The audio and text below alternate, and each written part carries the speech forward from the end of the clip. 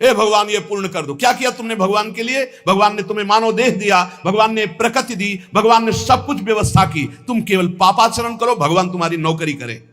तुम भगवान के अंश हो, भगवान ने तुम्हें देह दिया, भगवान ने प्रकृति दिया, तुम भगवान के लिए क्या कर रहे हो?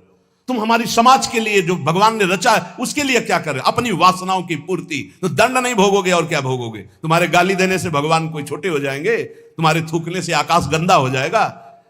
तुम कर सकते हो तो सिर्फ अपना बुरा कर सकते हो और कुछ नहीं कर सकते।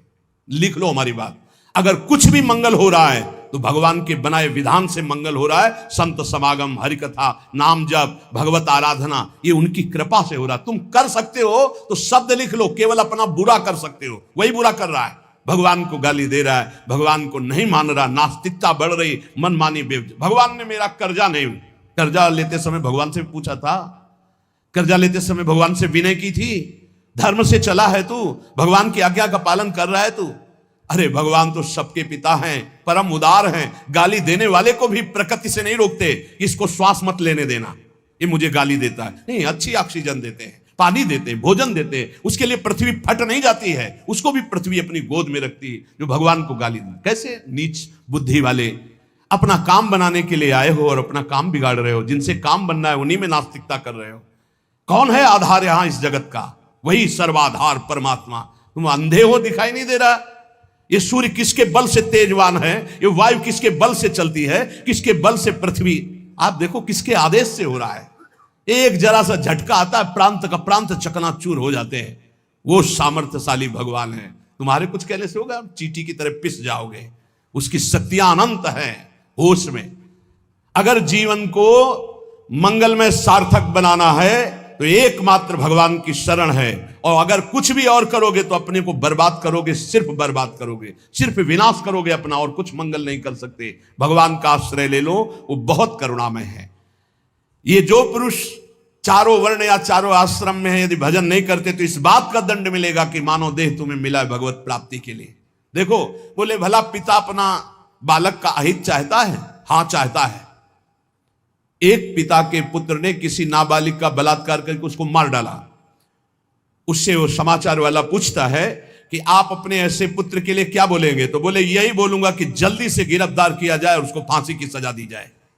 मेरे बालक ने ऐसा अपवित्र कार्य किया, मैं कभी देखना नहीं चाहूंगा कि वो मेरे सामने आवे, उसको जल्दी से जल्दी पकड़ा जाए और ये जब एक साधारण पिता ऐसा बोल सकता है तो असाधारण पिता जो धर्म के विरुद्ध चलेगा, तिनकर काल रूप में भ्राता, वो भगवान साक्षात धर्म स्वरूप है। कोई धर्मात्मा पिता नहीं चाहेगा कि उसका पिता अपवित्र कार्य करे और उसे गले से लगाए।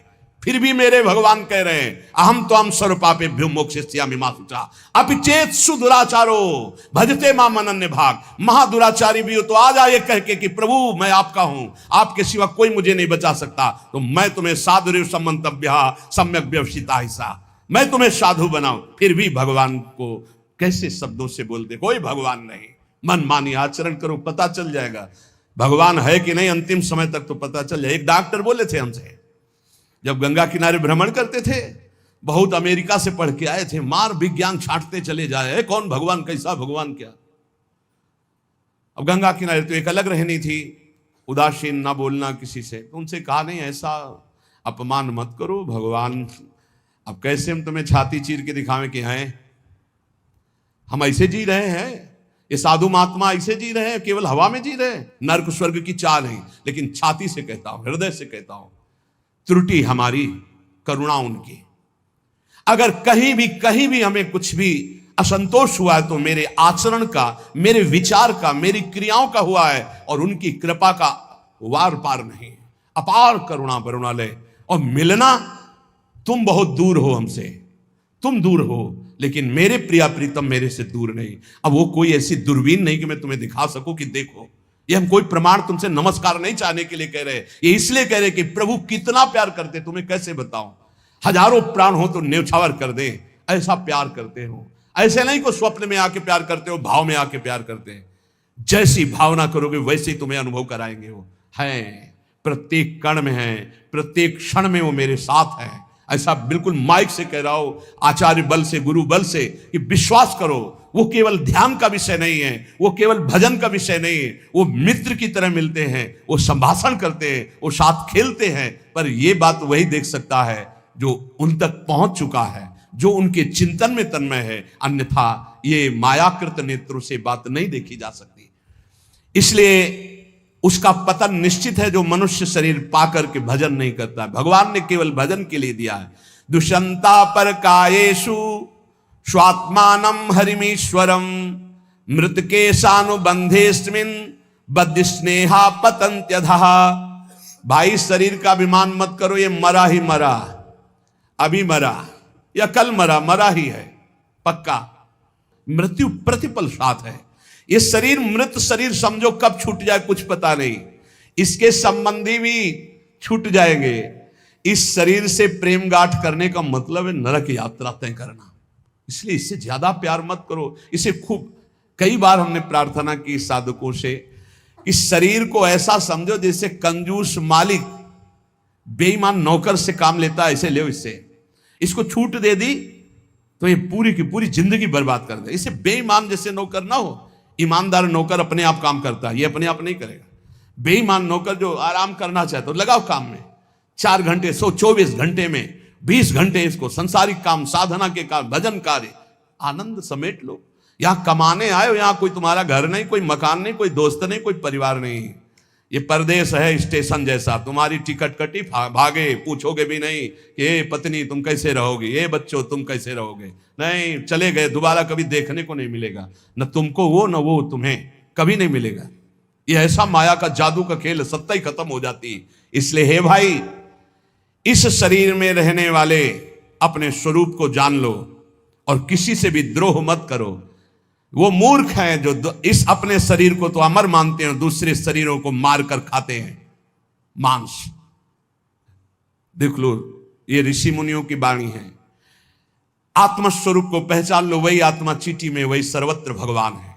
वो मूर्ख हैं जो अपने शरीर को आत्मा मानकर पोषण करते हैं, दूसरे शरीरों की हत्या करके उनका मांस खाते हैं। बोले हम हत्या नहीं करते, हम तो दुकान से ले आते हैं, तो बराबर फल मिलता है। कर्ता, प्रेरक, अनुमोदन, तीनों को बराबर पाप मिलता है। एक जो काट रहा है, एक जो खरीद के ला रहा है, और एक जो बनाकर पका करके खा रहा है, खवा रहा है। तीनों को नरक बराबर दंड मिलेगा। कर्ता, प्रेरक, अनुमोदन।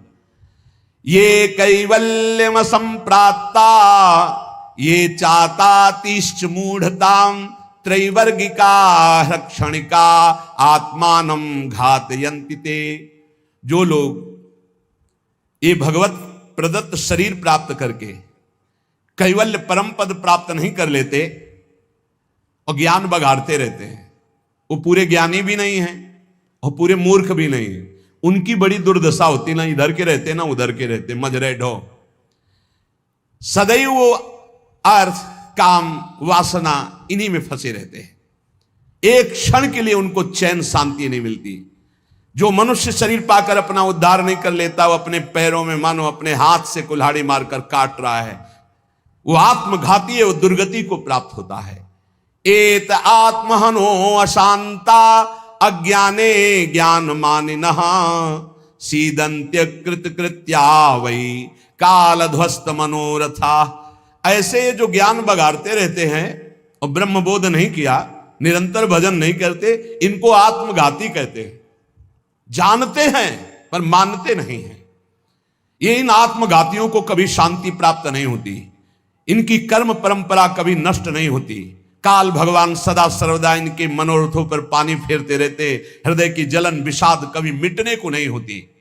इसलिए हित्वात्यायास रचिता गृहापत्य सुहृत्श्रियः तमो विशन्त्य निच्छन्तो वासुदेव परांगमुखा। वासुदेव भगवान श्री कृष्ण के चरणों का आश्रय ले लो, उनसे विमुख मत हो। विमुख होकर यदि तुमने धन, रुपया, पैसा, मकान सब समेट भी लिया तो भाई जब जाओगे कुछ साथ नहीं। एक बार कृष्ण कहा, एक बार राम कहा, एक बार राधा कहा, ये सत्य वस्तु तुम्हारे साथ जाएगी।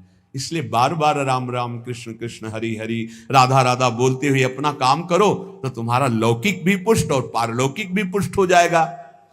जो भगवान नाम जप नहीं करता, भगवान से विमुख है, ना चाहने पर भी विवश होकर उसे घोर नरक में जाना पड़ता है। इसलिए सदगति प्राप्त करने के लिए नाम जप अत्यंत आवश्यक है। ये कलिकाल की बड़ी महिमा वर्णन की भगवान व्यास जी ने।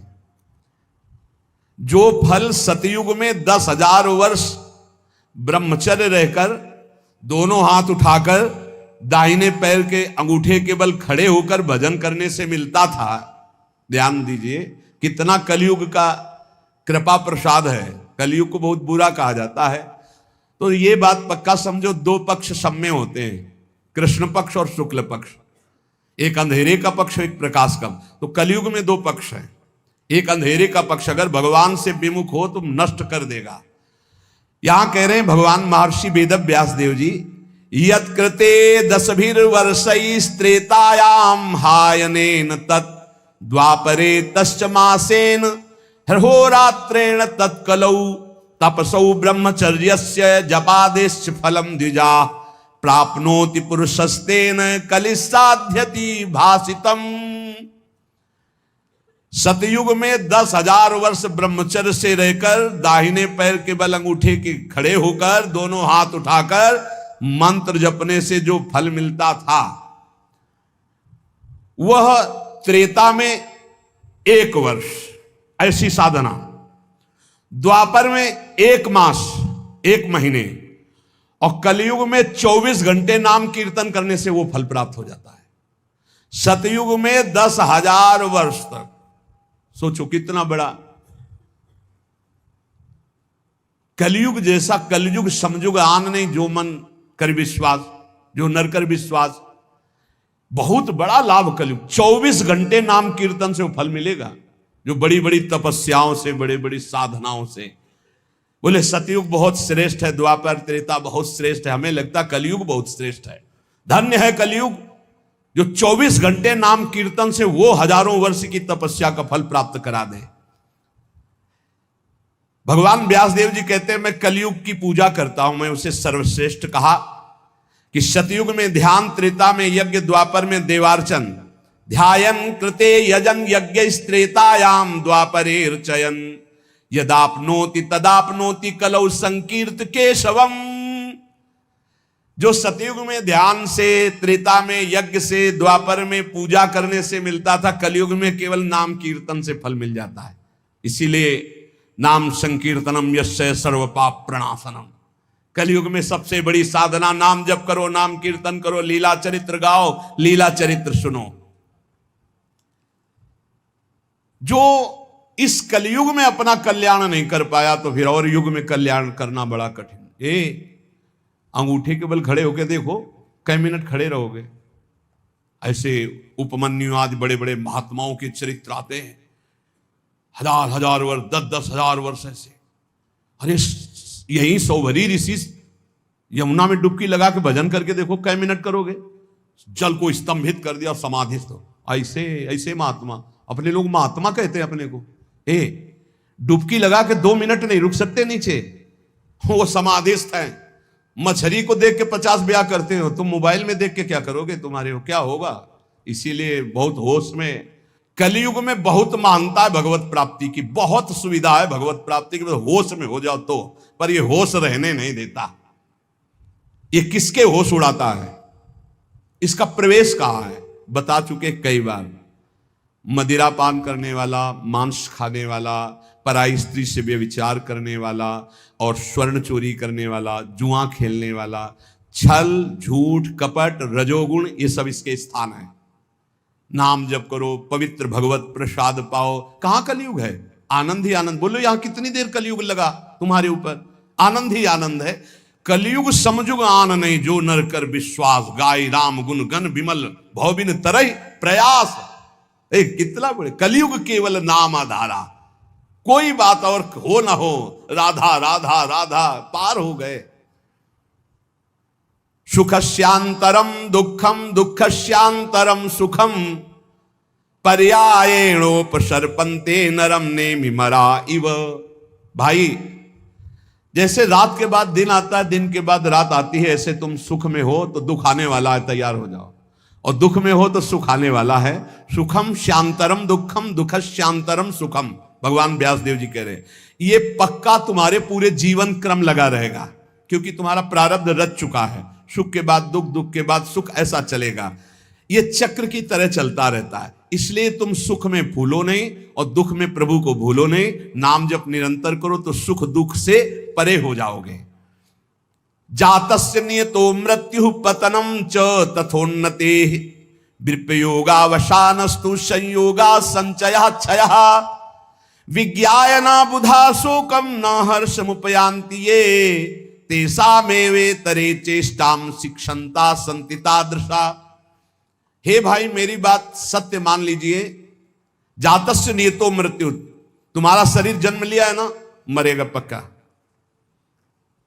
कल एकांतिक में एक भाई से पूछा, प्रश्न कर रहे थे, भाई तुम्हें कभी आता है कि मरोगे? बोले नहीं। हमारा सत्संग सुनना रोज मिलेगा ये आपको। सत्संग में एक बार तो रोज आएगा कि तुम मरोगे, नहीं आएगा? रोज आता है। आपका तो अभ्यास बन गया होगा सुनने का कि मरने वाली बात तो रोज आती है। यही हमको संभालेगी, क्योंकि जाना है। जो संभलते नहीं हैं वो लड़खड़ा के गिर जाते हैं। रोज संभलना है, मरना है। जातस्य नियतो मृत्यु पतनम च तथोन्नति। अगर शरीर जन्मा है तो मरेगा आज, नहीं तो कल तैयार हो जाओ। जाना है, जाना है। कब जाना है पता नहीं है। फांसी वाले को तो समय बता दिया जाता है कि कल 12 बजे होगी, अपने को अपना ये भी समय नहीं पता है, पता नहीं कब जाना है। उसे पता हो जाए तो अच्छा रहता है। सब डर जाते कि इतना रह गया। बर्थडे कोई तो मनाता नहीं, शोक डे जरूर मनाता, लेकिन अब पता नहीं इसलिए बर्थडे मना रहे हैं। वैसे तो नहीं मनाना है, नहीं मनाना है। मनाना है गुरु प्रदत्त जन्मदिन। जिस दिन से दीक्षा हुई वही दिन हमारा सार्थक है। और यदि मनाना है तो नाम कीर्तन करके मनाना है। बर्थडे कैसे मनाया जाता है जानते हो? प्रिया प्रीतम को विराजमान करो, श्रृंगार करो, ब्याहुला करो और रात भर कीर्तन करो और खूब सबको पकवान पवाओ और जय जयकार लगाओ। हम कह रहे रोज बर्थडे मनाओ, बहुत बढ़िया है भैया। इस तरह का बर्थडे, इस तरह का बर्थडे, खोल रहे हैं शराब, गंदी गंदी सब खान पान और नाच रहे हैं, और ये कोई बर्थडे? समय नष्ट कर रहे हैं। कितना कीमती, राधा राधा राधा, कितना कीमती समय आप कैसे नष्ट करें? बहुत लोभ लगता है। इतना कीमती, एक श्वास खरीद नहीं सकते 50 वर्ष की कमाई में। 50 वर्ष की कमाई की जो श्वासें तुमने व्यर्थ की, सब श्वासों के द्वारा जो आपने धन एकत्रित किया, एक श्वास नहीं खरीद सकते। ऐसा कीमती श्वास राधा राधा। कह रहे हैं नित्य ये ध्यान रखो कि शरीर जन्मा है तो मरेगा। कुछ अच्छा नहीं लगेगा ये बात ध्यान रखने पर, नहीं लगता अच्छा, कुछ अच्छा नहीं लगता। बस यही लगता है कि एकांत हो जाए, कितना भजन कर ले, बस यही सार्थक है। जीवन की सार्थकता, नाम जप कर लो, मरना है यार, कोई साथ नहीं जाने वाला। और आपको अनुभव की बात बता रहे, सब अपने लिए तुमसे प्यार करते हैं, तुम्हारे लिए कोई प्यार नहीं करते। किसी ने हमसे कहा कि आपको तो बहुत लोग प्यार करते हैं। हम कहा आपकी नजर में, हमारी नजर में नहीं। वो कहा क्यों, आपको ऐसा क्यों नहीं लगता? हम कहा हमें इसलिए नहीं लगता कि सब अपने लिए हमें प्यार करते हैं। हमारे लिए तो प्रिया जो प्यार करते हैं, सिर्फ प्रिया जो, वो हमारे लिए प्यार करते हैं। सब अपने लिए, हमारे लिए नहीं। हमारे लिए तो प्यार करते तो पहले भी प्यार होता ना, नहीं हुआ। हमारे लिए तो प्रिया जो पहले भी प्यार करती थी, अब भी प्यार करती है, और वो करती ही रहेंगी क्योंकि उनका स्वभाव है ऐसा। संसार का प्यार भगवत समर्पण करने के लिए हमें मिल रहा है। आपका प्यार लिया प्रियाजू के चरणों में समर्पित, हमारे लिए नहीं, हमारी प्रियाजू के लिए। हमारे लिए प्यार सिर्फ हमारी प्रियाजू का है।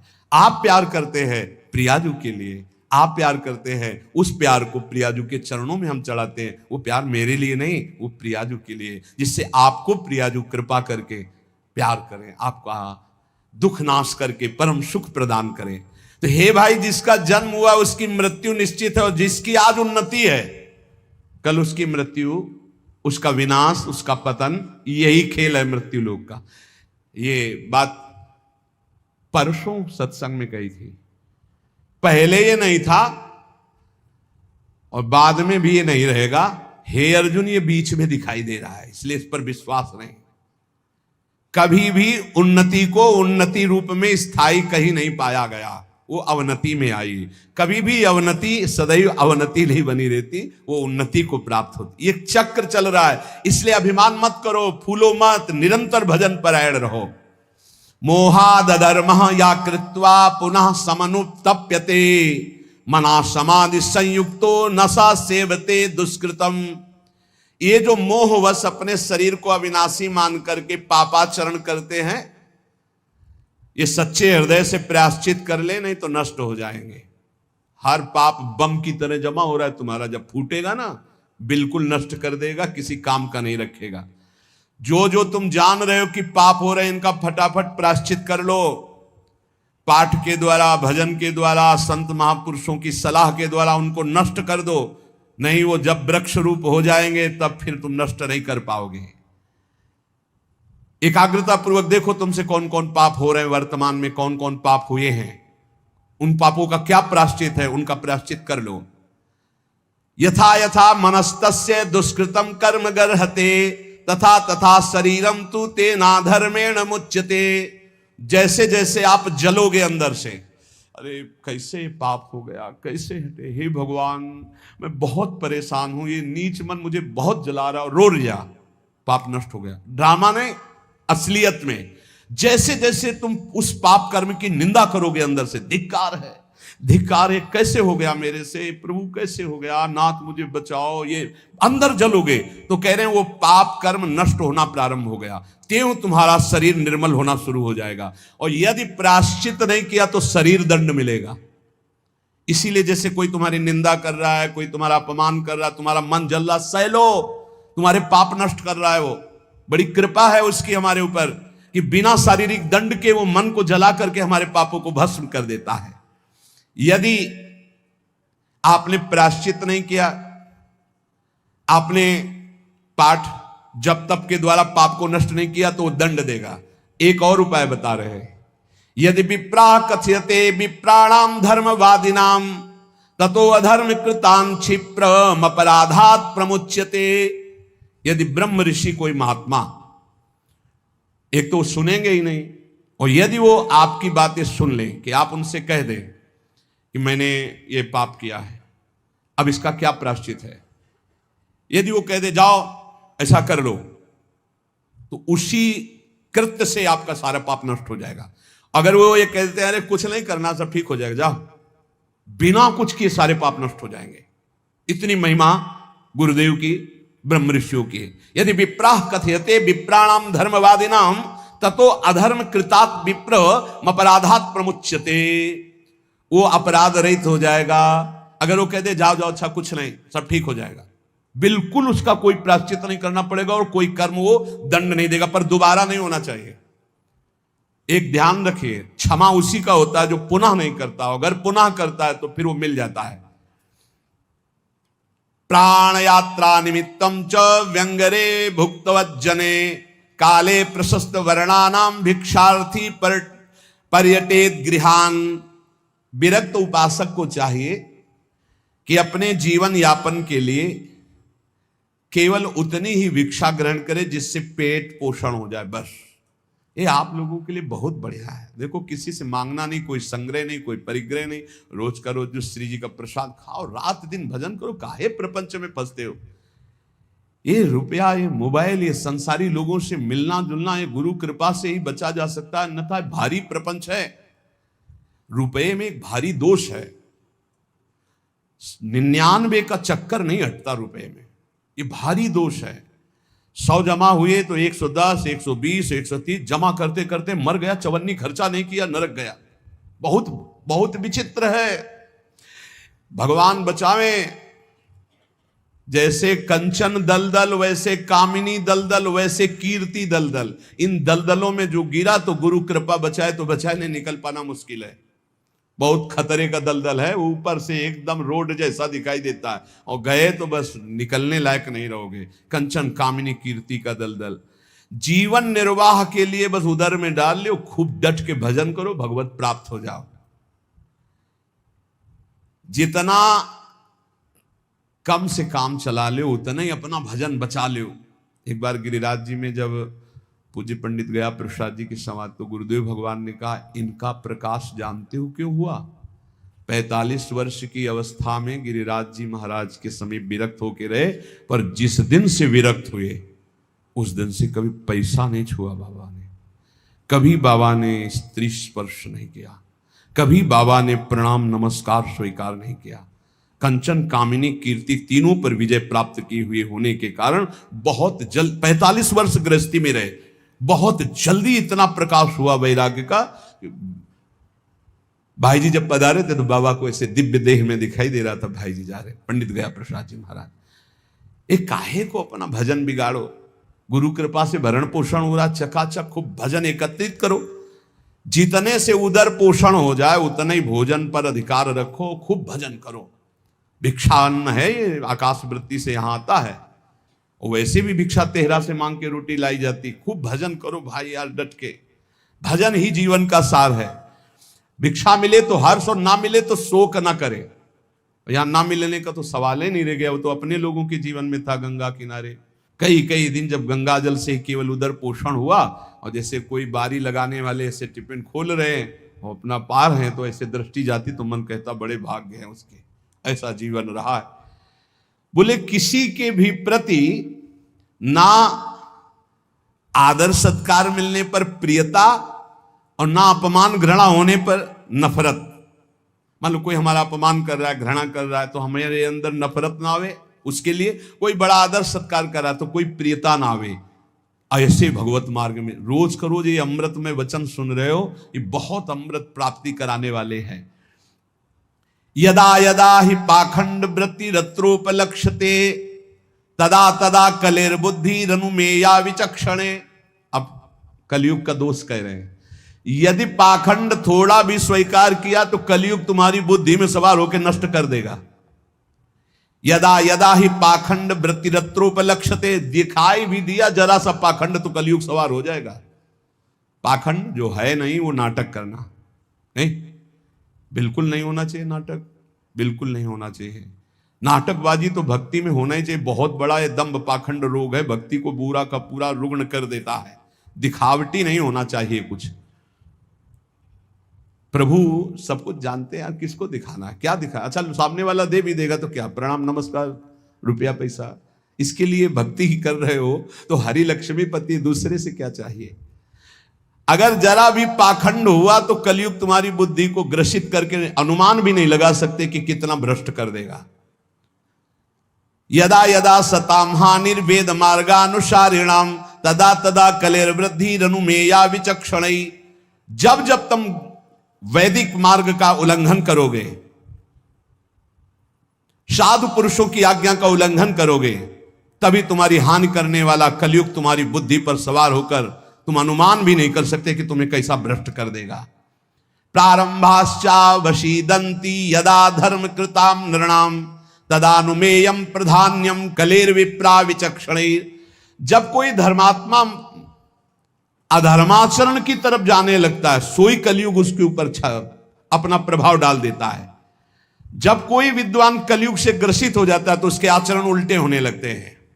इसलिए पाखंड, शास्त्र विरुद्ध आचरण, संत गुरुदेव की आज्ञा का उल्लंघन, धर्म के विरुद्ध आचरण करने वाले पर ही कलयुग का प्रभाव होता है, अन्यथा नहीं होता। कलयुग के प्रभाव से बचते हुए निरंतर नाम जप करते हुए इस जन्म में हम भगवत प्राप्ति कर ले। कुछ कमियां सब में होती हैं, वो भगवत साक्षात्कार में ही पूर्ण होती है।